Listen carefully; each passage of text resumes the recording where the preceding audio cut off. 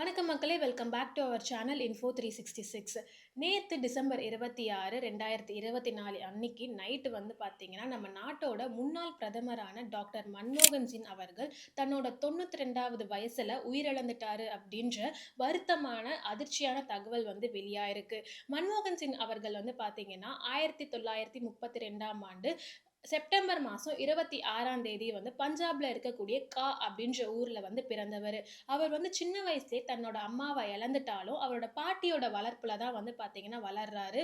அவரோட வாழ்க்கையில எவ்ளோ கஷ்டங்கள், எவ்ளோ வறுமைகள் இருந்தாலுமே, அவர் வந்து பார்த்தீங்கன்னா, தன்னோட கல்விய விட்டுறக்கூடாது அப்படின்னு ரொம்பவே வந்து கஷ்டப்பட்டு, பல பட்டங்கள அதுவும் ஆக்ஸ்போர்ட் யூனிவர்சிட்டி, அதுக்கப்புறம் கேம்பிரிட்ஜ் யூனிவர்சிட்டி அப்படின்னு பெரிய பெரிய யூனிவர்சிட்டீஸ்ல வந்து பார்த்தீங்கன்னா, அவரோட டிகிரீஸ வந்து வாங்கியிருப்பார். மன்மோகன் சிங் அவர்களோட கரியர் வந்து பார்த்தீங்கன்னா, பஞ்சாப் யூனிவர்சிட்டில புரொஃபசர் ஆஃப் எக்கனாமிக்ஸ் அப்படின்ற மாரி தான் ஸ்டார்ட் ஆகுது.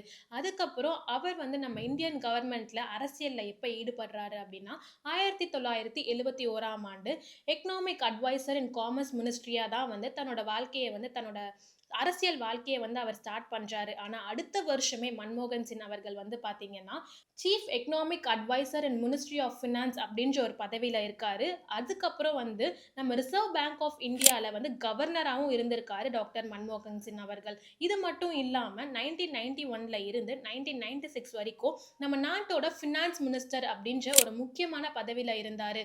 அவர் ஃபினான்ஸ் மினிஸ்டரா இருந்த அப்ப மட்டும் இல்லாம, அவர் வந்து பார்த்தீங்கன்னா, அவர் அரசியல் வாழ்க்கையில முழுசையா இருக்கும்போதே வந்து நம்ம நாட்டோட எக்கனாமிக் கொலாப்ஸ் அப்படின்றது ரொம்பவே மிகப்பெரிய பாதிப்ப வந்து ஏற்படுத்தும் அப்படின்ற சமயத்துல, டாக்டர் மன்மோகன் சிங் அவர்கள் தான் வந்து பார்த்தீங்கன்னா, முக்கியமான பங்கு வகிச்சு, அதுலருந்து மீட்டு கொண்டு வந்தாரு அப்படின்னே சொல்லலாம். அதுக்கப்புறம் 2004ல இருந்து 2014 வரைக்கும் வந்து பார்த்தீங்கன்னா, நம்ம நாட்டோட பிரதமரா இருந்தாரு டாக்டர் மன்மோகன் சிங் அவர்கள். அது மட்டும் இல்லாம, இந்து மதம் சாராத முதல் பிரதமர் அப்படின்ற பெருமையும் வந்து பார்த்தீங்கன்னா, டாக்டர் மன்மோகன் சிங் அவர்கள் தான் இருந்தது. அது மட்டும் இல்லாம, மக்களவையால தேர்ந்தெடுக்கப்படாத ஒரே பிரதமரா வந்து இருந்தவர் டாக்டர் மன்மோகன் சிங் அவர்கள். டாக்டர் மன்மோகன் சிங் அவர்கள வந்து பார்த்தீங்கன்னா, நம்ம நாட்டோட ஜெம் அப்டின்னே சொல்லலாம். பிகாஸ் நம்ம நாடு வந்து 1991ல இருந்து 2008 வரைக்கும் நம்ம இந்தியன் எக்கனாமிக்ல நடந்த ஒரு கொலாப்ஸ வந்து பார்த்தீங்கன்னா, மீட்டெடுத்து வந்து தன்னோட ஆற்றலாலயும், திறமையாலயும் வந்து மீட்டெடுத்து வந்த மிகப்பெரிய கடமைய பண்ணவரு தான் வந்து பார்த்தீங்கன்னா, டாக்டர் மன்மோகன் சிங் அவர்கள். அது மட்டும் இல்லாம வேர்ல்ட் ஃபாஸ்டஸ்ட் குரோயிங் எக்கனாமிக்கா வந்து நம்ம கண்ட்ரிய மாத்துனதுலயும் மன்மோகன் சிங் அவர்களுக்கு தான் வந்து மிகப்பெரிய பங்கு இருக்கு. அது மட்டும் இல்லாம பூஸ்டர் ஜிபிடி குரோத், அதுக்கப்புறம் செக்யூர்டு நியூக்ளியர் டீல் அப்படின்ற ஒரு விஷயத்த வந்து பார்த்தீங்கன்னா, ரொம்பவே வந்து தனித்துவமா வந்து வெளிப்படுத்தினாரு அப்படின்னு சொல்லலாம் அவரோட காலகட்டத்தில. இதுல என்னன்னா யாரையுமே வந்து பார்த்தீங்கன்னா, மன்மோகன் சிங் அவர்கள் வந்து அப்யூஸ்டா வந்து எத பத்தியும் பேச மாட்டாரு. எந்த மீடியாலயும் வந்து எந்த சர்ச்சையிலயும் சிக்காத ஒரு ஜெம் ஆஃப் பெர்சனா வந்து பார்த்தீங்கன்னா, ஒரு பொலிட்டீஷியனா இருந்திருக்காரு அப்படின்னு சொல்லலாம் மன்மோகன் சிங் அவர்கள். இவர் ரொம்பவே அமைதியானவரு. ஆனா, அவரோட ஆற்றலும், திறமையும் வந்து மிக மிக வந்து பார்த்தீங்கன்னா, ரொம்பவே பெரிய விஷயமா இருக்கும். நம்ம நாட்டோட எக்கனாமிக் ஸ்டேட்டையே வந்து பார்த்தீங்கன்னா, அவரோட ஆற்றலால வந்து மாத்தக்கூடிய ஒரே சக்தி வாய்ந்தவர் அப்டின்னா, நம்ம டாக்டர் மன்மோகன் சிங் அவர்கள சொல்லலாம் அப்படின்னு பல பேர் வந்து பார்த்தீங்கன்னா, அவர புகழாரம் சூட்டிட்டு இருக்காங்க. இப்படி வந்து பல பதக்கங்களுக்கும், பல பட்டங்களுக்கும், பல பெருமைகளுக்கும் உரிய மன்மோகன் சிங் அவர்கள் வந்து பார்த்தீங்கன்னா, 2009ல அவருக்கு already multiple cardiac bypass surgeries வந்து நடந்திருக்கு. அதுக்கப்புறம் கூட வந்து பார்த்தீங்கன்னா, கொஞ்ச நாள் ரெஸ்ட் எடுத்துட்டு, அவரோட பங்க வந்து நாட்டுக்காக குடுத்துட்டே தான் இருந்தாரு.